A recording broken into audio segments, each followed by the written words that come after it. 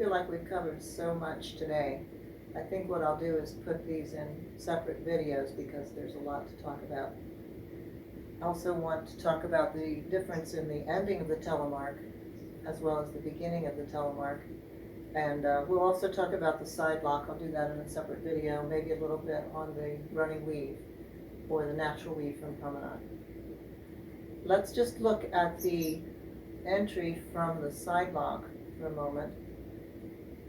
So I'm going to assume that we've done everything well there and we've arrived into the position. Now it is very important here that you feel the connection of the thighs pulling that leg across, that you don't just step with a loose leg. So this is one of the themes we've been working on, is using both legs, both in closing actions and in propulsion, driving actions, and in follow through. So I'll talk about a few of those things on the telemark. But let's assume that we've done that and we're coming from the side lock. Now, one of the differences on the entry to the telemark is in the foxtrot, you're often dancing a feather finish or a feather ending. So I'm not going to say that we've stopped when we do a side lock. We want one movement to flow into the other one. But if you're dancing a feather, there's much more temptation to let the body fall forward. So this idea of keeping the chest up and open and of feeling as though you're back is going to be even more necessary from the feather. So let's say we've danced the side lock. What we talked about today is the way we're working our base. Got a little help here. So what was happening is you were doing the side lock and then the legs were separating. There was no action from the standing leg. I'll do this from the side because I think you can see it much better there. So what I want to do is feed my weight through my standing leg. I'm going to say the thigh, but I'm also taking my weight, my base through. And so what has to happen with this leg that's in front is it needs to react, shape, and then open. So we don't want this loose, just walking away from the leg and no action from this leg. I'm going to feel almost as though I'm pushing my leg out of the way. So you're releasing the knee, you're releasing the heel as you're feeding through here. And then the leg will open. So you won't just let the leg stick out in front of you. So that's how we want to work the legs together. The next focus that we made on the leg, don't have the room I was hoping to have with Gandalf here, but is that continuous follow through from the back leg. When we were able to do that, that gave you a great deal of stability. When you simply leave the leg and take it into step 2 of the telemark, you'll find by step 3 you're wobbling. So it's using that leg, and we talked about the idea of throwing a ball. The thrust of the ball being thrown is in this area. We don't keep doing that, but we do follow through. We follow through with the body, we follow through with the arm, we follow through with the hand. So there's a thrust and a follow through. Energy continues on that ball. So it's the same thing with my leg. So when I move into the telemark, this could be simply also a reverse turn. It's just today we focused on the telemark. I'm going to keep that energy working from that back leg. And then when it needs to follow, when it needs to catch, as we move into the next step of the telemark, then the leg will swing into position. So I'm just trying to get this feeling all the time that both legs are working and that we're always using the floor. Always sending energy into the floor and through our body. So this connects the entire body and gives you a really nice quality and also stability. The other thing that we want to look at is the ending of the telemark. Now, if we're doing a feather at the end, our alignment on step 3, I just don't have the heart to move Gandalf out of the way, but let's say that if I started here, diagonal center, I'll be backing diagonal wall, and then my third step will be pointing diagonal wall. My body is towards the wall, so that then the next step will be taken in CVLP to do my feather. In the foxtrot, you also have the telemark going into an open natural turn. The open natural turn then requires an underturn telemark, so we would place the foot sideways, and it would be sideways diagonal wall against the line of dance, so that our next step will take us into the natural turn. So that's my alignment if I'm going to do the open natural turn. And that's my alignment if I'm going to dance the feather.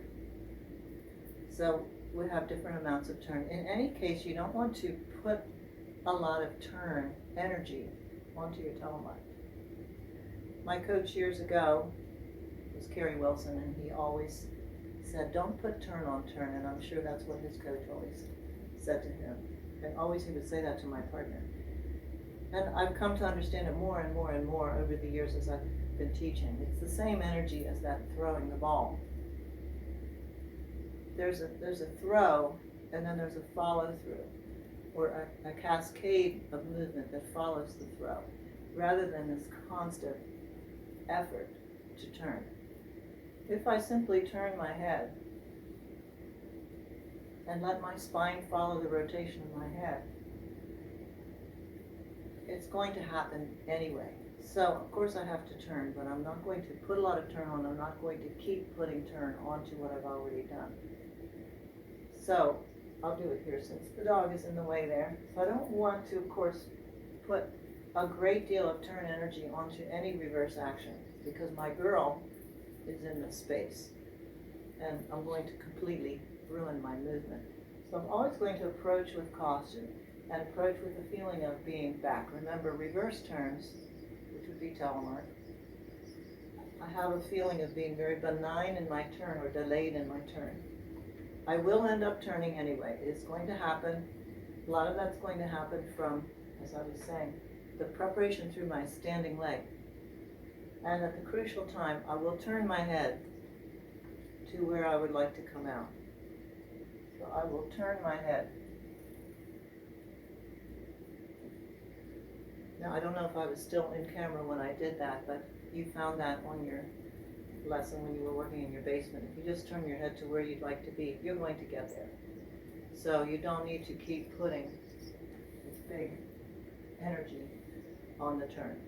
So we have propulsion and energy fading as the leg is continued to be used. And we have the turn and the fading or the drifting at the end.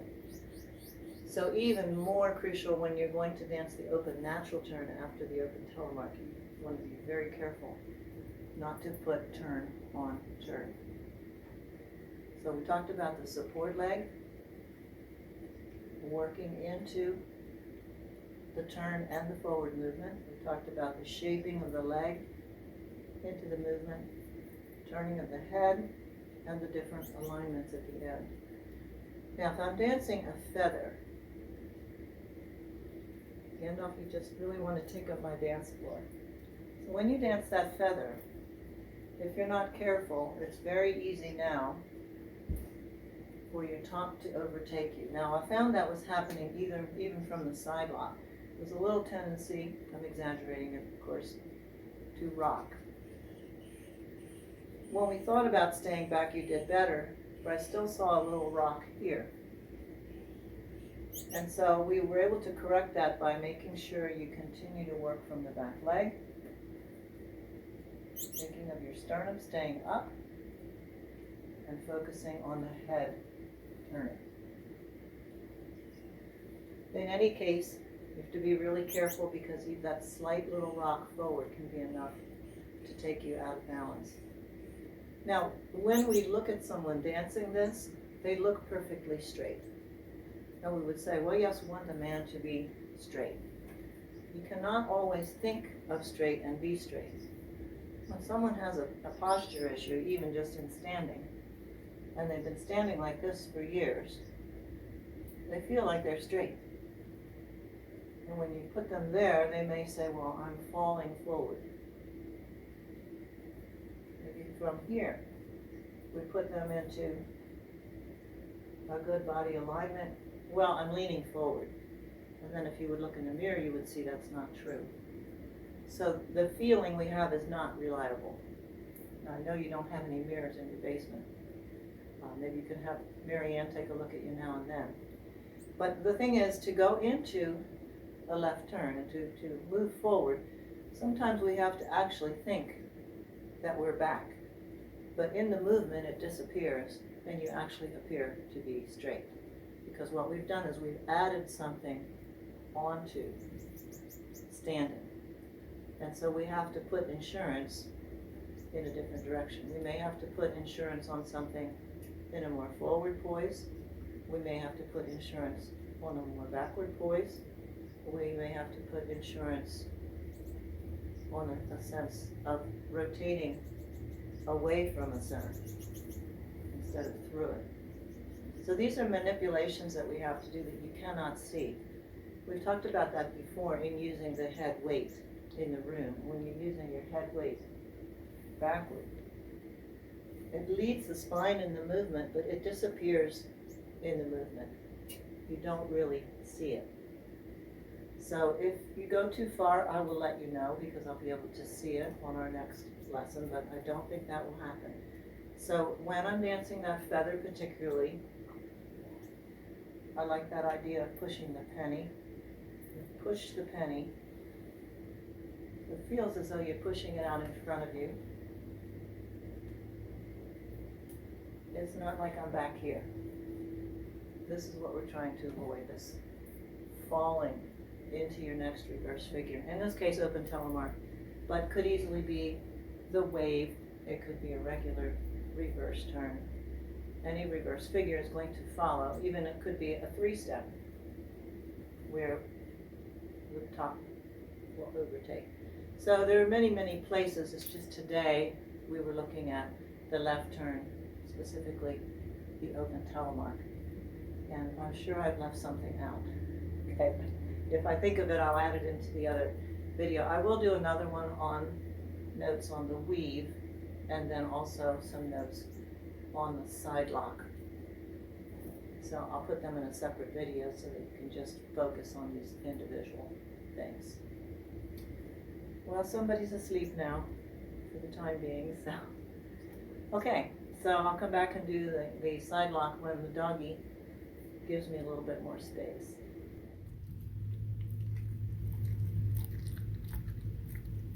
That'll keep you busy for a while, won't it? Look here, Gandalf.